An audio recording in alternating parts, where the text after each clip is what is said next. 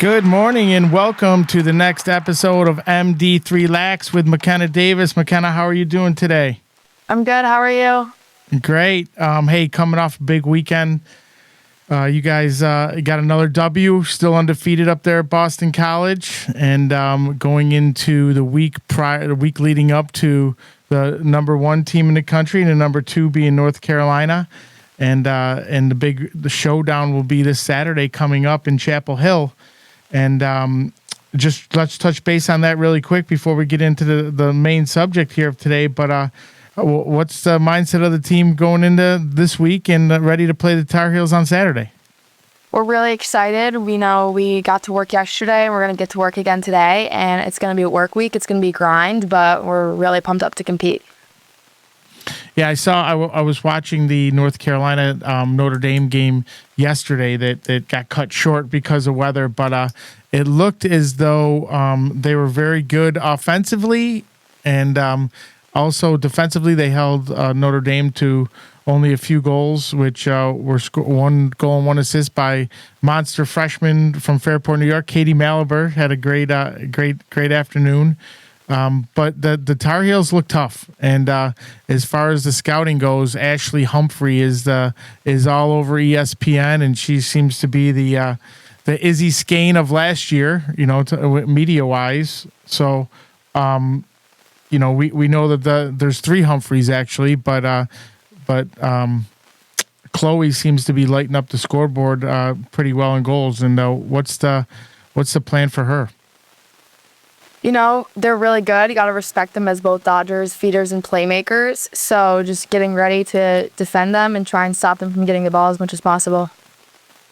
That's great. The main subject today in MD3 Lax with yourself is recruitment. I thought it was really important to get the message out there to future kids, kids in the 26 class, 27 class, even the 28 class that are rising up, being about to start part of the recruitment process for them to be looked at by college coaches. But since I'm very knowledgeable of your process and what happened with you, I want to, run it back a little bit and start when you were in 9th or 10th grade and even 8th grade when you were going to all the Syracuse games and wearing the Syracuse wig at all the games, and you were, diehard Syracuse. How did things change for you, being such a Syracuse fan, and then realizing that there, you had some other opportunities out there and you were going to look at different things?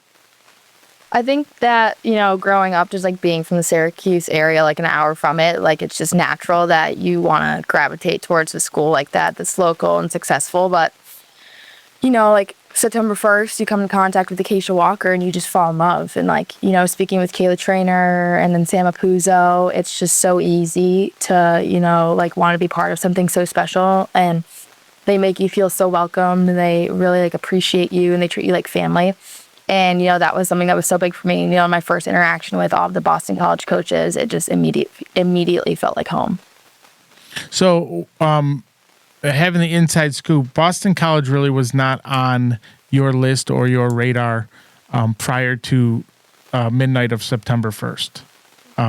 So prior to that, it was Syracuse and it was Virginia and North Carolina. I remember being that North Carolina was number one on your list. And what was the process prior to September 1st in developing, what schools might be of a good interest for you and a good spot for you? Well, a lot of my friends had already committed to schools, like you had Morgan Schwab, one of my really good friends, going to UVA, and then you had my two twin friends going to Louisville, my best friend Gianna at Penn State. So, looking at schools that, my friends were at, because, I feel, so connected to my friends that, if they liked the school, I feel like I would have also enjoyed it, and I think keeping, that in mind. But also, considering how competitive each school is and, the conference that they're in, it was really important to me to go to, a ACC or a Big Ten school just, to compete at the highest level. And, going into the recruiting process, you go to all the big tournaments and you're playing in front of all the college coaches. But, it's a lot of pressure. And being so young, not really knowing how to handle the pressure, you kind of just got to, take a step back and realize that you're just playing with your teammates and playing with your friends at like fun tournaments. And I think that coaches can see you like out there having fun and like not playing to get recruited, but like just playing the sport to play the sport, which I think is just so important, like to mentally take a step back and know that like, yes, you're showcasing your talent, but not at the expense of like your teammates. So I currently am coaching the Monster 28 team, which is their current ninth graders. But, you know, in eighth grade, seventh, eighth, ninth grade, I thought that you were pretty grounded with, you know, your ambitions and so forth. And we really, you know, but Syracuse was obviously on the mind. Tell me, you know, in seventh and eighth grade, if you can remember back to then, you know, you were still playing soccer, you're still playing some basketball, but did you know at that time, or did you think at that time that you could play in the ACC or the Big Ten? Yeah, I think that was always the goal for me. And, you know, like looking back, like remembering right before like that recruiting process rule went in, like I still like knew that I wanted to go to a top school. And even from like a young age, like I wasn't as good as I like was going forward. I was still on the younger side. So understanding that like I still had more time to grow my game, but knowing from a young age that I wanted to compete and I wanted to win is really important, because I think that has like carried me through all the way up until where I am now. Now, you athletic wise, you know, you were not the fastest kid on the field. You had a great left hand, and, you know, you saw the field well, but your stick skills kind of stood out, you know, above everything else, and your lacrosse IQ. But, you know, when you're in seventh and eighth grade, you're playing multiple sports, which I highly recommend, that everyone plays multiple sports. But I was very adamant with you, and you understood it very well, that you could never put the stick down, regardless of if you were playing basketball, if you were playing soccer. And so when did that finally kick in, as far as understanding that lacrosse was going to be your future, but you still wanted to do, you know, you still wanted to play soccer, you still wanted to play basketball and so forth? It was freshman year when I decided to quit soccer. It just was not for me. And I, you know, like wasn't that great at it. And it being in like high school, freshman in high school, like wanting to focus solely on like lacrosse, making varsity, and then like also like playing JV basketball. You know, like basketball was fun for me. I loved it. And even though I wasn't that good at it, I still had a lot more fun playing that than I did soccer. And I think basketball translated a little bit more to lacrosse than soccer ever did. And, you know, with playing lacrosse, it was just so competitive and fast, similar to basketball. You know, it's fast, it's fun, like you're on your feet, you're moving up and down the court. So that translation really helped. But I don't think it was until after my junior year, when COVID hit and we had moved, where I was like kind of done with basketball and wanted to focus solely on lacrosse. And, you know, I was already committed to BC. I was so excited. And not that I felt that I had to focus more on lacrosse, but I just, you know, my senior year, I wanted like to give it like really my all. You know, it was gonna be my last time playing, and moving schools, I didn't really feel necessary to like go try out for the basketball team. Well, I thought you were a very good basketball player. You didn't shoot very well, but you were a heck of a defensive player and a point guard, I'll say that. You never thought I was that good at basketball. But so the next question is, you know, if you know, truly great athletes, the best athletic kids out there could probably get away with, you know, focusing on lacrosse, but playing the, you know, other two sports in the other two seasons, and still making it to a top Division I school, right? To play at the highest level. But that would consist of having to be the unbelievable athlete, right? Which every kid is not. And you were not. You know, you were a very good athlete, but I felt that you needed to focus on lacrosse in order to play at the highest level, if that's what you wanted. You did end up giving up basketball, and after that, the time commitment to put into lacrosse and to say, "Hey, I want to play at the highest level," and I don't want to just go to school at, you know, a top school. I want to play. What was the time commitment from there forward? From the time you gave up soccer, gave up basketball, that you had to put in to get that opportunity at Boston College?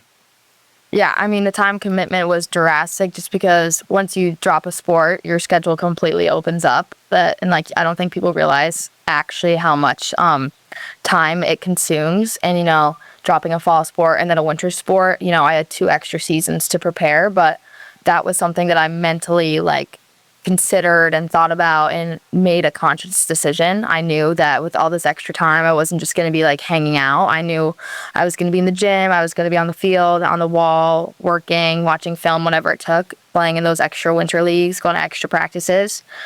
But just because you take off from a sport to focus on another one doesn't really mean that you're giving up extra time. Like, you are, if anything, putting in more time and more work. So while you think that you are gaining something, you actually have to continue to work on that sacrifice to keep working.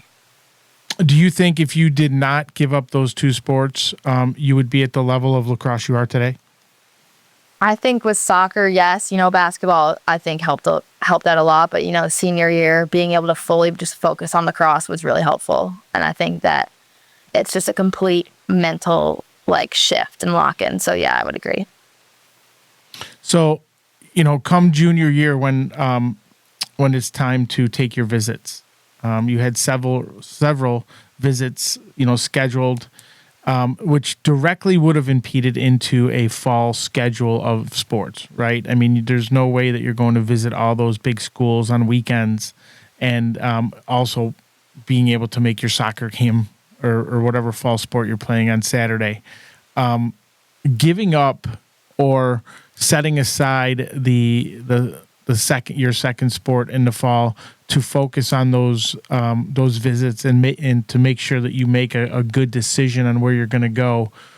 What would you recommend to those kids that are out there, you know, just playing a second sport just because of fun or just because, you know, they want, you know, to do something different? But that fall, you know, the fall of your junior year, how would you manage that? Well, the fall of your junior year with the recruiting, it's going to be one of the most important moments in your collegiate career, like leading up to it. And, you know, deciding whether or not a fun season with your friends or like this is a sport like you truly like are really talented at and really want to continue like competing at, you know, you got to differentiate between the two. But if you don't want to, you know, leave the sport because you love it so much and you love being with your friends, then it's worth having like an honest conversation with your coaches. And I can't really speak from experience because I didn't play that fall sport and, you know, I had all those weekends free to go take visits, but you got to know that like playing a high school fall sport will not compare to your collegiate career, and it shouldn't really come, I don't believe it should come second to it. And that's something that it needs to be prioritized because you're making a decision that's going to affect you for the rest of your life. And if you can't give 110% to that decision and the coaches or like your teammates can't support that decision, then it needs to be reflected on like, am I still playing the sport for the right reasons? And, you know, playing sports is like really important. Like, I'm not saying don't play the fall sport, but know that like you playing that fall sport, if that's going to affect the next 4 or 5 years of your life, you kind of got to outweigh the pros and the cons of that. Now, your opinion may be different from mine. In 8th and 9th grade, I wasn't sure if you, but you know, through my experience and watching so much Division I lacrosse and high level lacrosse, I wasn't sure where level you were going to be at. Because like I said, I didn't think you were the fastest kid on the field, but I thought you had some traits that made you able to play at the next level. At what age did you say to yourself, at what time in your recruitment career or, you know, growing up, did you say, okay, I know that I can play at the top level and that's the dream I'm going to pursue? You know, I think I had a little bit of a realization in 8th grade where, you know, right before that rule passed and I was able to talk to a few coaches being like, oh my God, this is a reality. Like, these coaches are talking to me and I'm not even in high school yet. And then, you know, the rule changes, but being able to like experience that for like a hot second and then know, okay, if I'm here now and I'm not even like close to where I could be based on my potential, like it's kind of time to flip the switch, lock in, and then see where I can be in a few years, like come my next time. So I would say right when that rule changed was kind of when I mentally flipped the switch and was like, you know what, it's time to go. Like, I've seen like a little glimpse of my potential just now, and I think that I would have a real opportunity if I was able to, you know, put my head down and get to work. So, at that point, you know, 8th and 9th grade, I think you started playing varsity in 8th or 9th grade. I forget which one. But you went on to play for Coach Lopez at Pittsford at that point. And then obviously you played for Coach Chamberlain with the Monster team at that point. And also you had to listen to me on a daily basis, coach you as well. I had a meeting with my 28 kids the other day to try to tell them that scholastic sports and other coaches are going to be different from your club coach and what Monster was doing. How did you separate the two? I mean, Coach Lopez is obviously a much different coach than Coach Chamberlain and myself. Coach Chamberlain is, different than myself and Coach Lopez. How did you were able to play for both levels at both teams and separated the different coaching mindsets?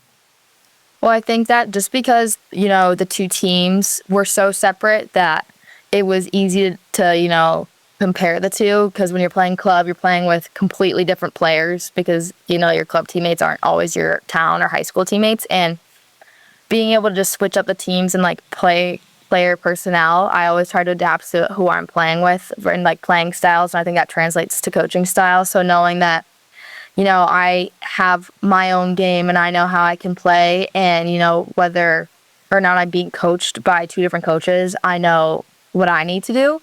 But, it translating to the coaching style, you just have to be able to respond in different ways. And I think it was a really good moment of growth for me, being able to play under two coaches that were very different, but also, playing with teammates and people that were also so different that it was a difficult experience, but it definitely made me a better player and a more coachable player. So you were taught from a very early age and kind of pushed into a position of being a quarterback and being a lefty feeder. And obviously, that we put the stick in your left hand at a very, very early age. And that's where you've developed, your niche as being the lefty pocket quarterback. But not every team uses a pocket quarterback. Not every team uses that type of mindset. And going to Boston College, I felt that with Kenzie Kent, looking at Kenzie, that she was in that position. And so I thought it was a good fit for you to go there, to maybe take over, that spot someday, right? Because that's the offense that they run. But not every team runs that. I know Carolina does run a pocket quarterback. But you were drilled and trained into that position. Some of these kids coming out are going to schools that don't exactly have the position set in their offenses or defenses that they have played in club for so many years. What's your advice to them? Because I'm sure you've seen it with other kids. What is your advice to them when they get there to have an open mind, and basically you're with a new program, new coach in college, and they're going to do things their own way, and you're not going to change, the coach's mindset or the program. What advice do you have to give to them the day they step on the field at their new colleges? I mean, I would just say you're there for a reason. So, the coaches wouldn't have wanted you on their team without a true purpose. So being open and willing to listen and adjust yourself to what the coaches want, and then, trusting that they're going to have a spot for you, or they're going to use you to the best of your ability. Because at the end of the day, you were recruited and you chose that school, and, they want you there. So whether you have to change your position just a little bit, and whether that's temporary or not, but be willing to be coachable and be willing to make changes, because in the back of the coach's mind, they know what you're capable of and they know what you can do. And if they're putting you in a position that, is new to you, it's because they see something in you that you might have missed. So growing up, as getting older, and like I said, I have the 28s now, and the 27s are about to go through their process, and they're very nervous and so forth. We've been very successful at Monster with a 26 class. I think we have all but one kid so far that's not committed to a school. But I was fielding calls this weekend from my former players, and they're upset that they're not on the field, especially the freshmen, right? And things are different. The coaches are different from recruitment to to coaching a team on the field. Coaches' tendencies change, their demeanors change, and so forth. What would your advice be to those kids, that are experiencing culture shock, I guess you could say, right? When they get there, that the coach just isn't the same as she or he was when they recruited him. I mean, the best thing I could say is, like, rely on your teammates, and, like, your teammates are your best friends, and they're going to be your rocks, and they're going to be by your side. And 10 times out of 10, like, kids are probably experiencing the exact same things. So, like, you're not alone. So being able to reach out and, talk to people that are in similar situations helps. But at the end of the day, you got to keep your head down and you got to keep working. You got to keep grinding. And, just freshmen, like, it's really hard to step onto the field and play. It's a really difficult thing to do. But coaches who can look at you and, like, see you working, see you putting in the time and effort, they really appreciate that. So being able to keep working, working in the dark when people aren't looking, like, it's so important, because what you're trying to do is really difficult. But, mentally, I'm sure a lot of your teammates are in the same boat, and I'm sure a lot of upperclassmen went through that same thing. So being able to talk to your teammates about what you're going through, they can give insight and how to handle it. So, with you and your teammates, your monster teammates, the 2021 class, you guys were very successful. You never got to the pinnacle of where you were beating M&D and Yellow Jackets and so forth, but you were always in the conversation, right? You had some great players on your team, and they all went to some fabulous places. But you had to make a decision at one point where it was like, okay, I'm going to shoot for the stars. I want to play in a national championship. I want to win a national championship. I want to play on a number one team in the country. And that's like I said, that's shooting for the stars, right? Not every kid gets that opportunity.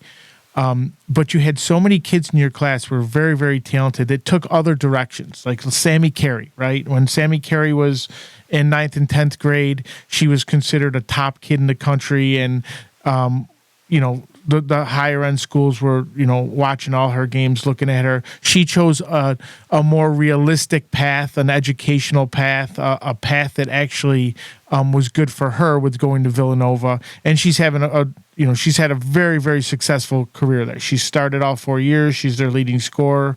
She's going to come out with a great education. Emma Gebhardt, who was your partner in crime back there, on the attack, that in my opinion could have played at any top school in the country. She chose the education route. She chose the path that was going to be best for her when lacrosse is over, right? And being at Georgetown. I don't think that you took that path. I think you shot for the stars, but you could have taken that path. You had your opportunities that you could have went the other way, and you could have went to some schools that were maybe a better fit educationally and for what you wanted to do after college, right? How did that decision come into play that you were like, okay, I'm gonna shoot for the stars? Because Boston College, at the end, in the 8th week, it was between them and Michigan, and you hadn't got in admission wise yet to Boston College, so you weren't sure if that was going to happen. But when finally the stars aligned, you chose BC, and that is, like I said, that's shooting for the top and giving up a lot to go, try to win that national championship, which you did, by the way, last year. So, how did that decision come into play? I think reflecting, in the moment on what exactly my goals were. I mean, growing up, I never had these like dreams of accomplishing anything academically. I always knew that I was going to play lacrosse. And, BC obviously is academically really challenging. And so I'm lucky that there's both that and lacrosse. But at the end of the day, I wanted to win and I wanted to compete. And that's what my mindset was, going to not just the number one program, but a program that had continuously showed up, done the work, and was able to compete at the highest level. And that was always my goal. And whether I shot for the stars and missed, like, that was something that I needed to do for myself, take a chance on myself. And I'm so grateful that BC was able to take a chance on me. And I'm so grateful for that. But, people's dreams and people's goals are just so different. And to see like all my other teammates like crushing it is so awesome, and I'm so happy for them. And like their paths worked out great, and I think that you see that a lot in like my recruiting class with the Monster 2021s. everyone had found their home and is doing really well. And, finding your home is so important. And I found my home at BC. Right. Now, you've had a wonderful career at Boston College, and obviously every kid that plays lacrosse in the country can't go to Boston College, right? And you see so many of these young girls, coming up to you and asking you for your autograph and loving Boston College. And, what advice would you give them to say, hey, listen, if this is what you're going to get out of BC, your experience there, you've had a fabulous career. You're going to graduate in the spring with a great education. You've made wonderful friends there, wonderful relationships. And, what advice do you give all the kids that are coming to your camps and clinics and so forth that say, I want to go to BC? I would just say take it in, keep working hard, and, you have a dream, like chase it. Acacia's slogan is dream big. So you do dream big and you continuously work and you follow it, you're gonna get there. And, whether it's BC or not, like keep dreaming, because you're gonna find somewhere that you absolutely love and a place that loves you back. And the path to BC, right? Every college coach and college program has several camps and clinics and so forth that allow young players to come play in front of the coaches and so forth. And it's not always about you're out there playing on the field against M&D and the college coach sees you and says, hey, I like that kid. What advice are you giving the kids to say, hey, if you want to go to BC, this is the path. This is what you need to do. This is how you need to get in front of Coach Acacia, Coach Kent, Coach Apuzzo, Coach Callahan Kent. What's the path there that you would recommend to them? Our coaches, we run a really good camp and they love it. So obviously, come to camp, talk to the coaches, interact with the players, and your lacrosse skills will take you far, but your personal skills will take you even farther. So when you are at camps or if you're at a tournament, just saying hi and talking and getting to know each other is so important. So one, BC camp is great, definitely come.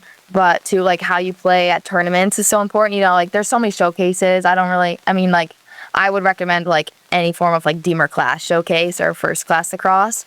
But playing in those tournaments at the high level, you're going to get a lot more out of playing in a full field setting than you might just in a small sided drill. But coming to camps, being really personable and really, open about your personality is also so important. It's more than just lacrosse here. So you talked about going to the high level tournaments and so forth, and looking back, I'm not sure the 21 class, your 21 group. I don't think you ever won Lax for the Cure, Mid-Atlantic or any of the big tournaments. However, your team was there playing against the best competition in the country.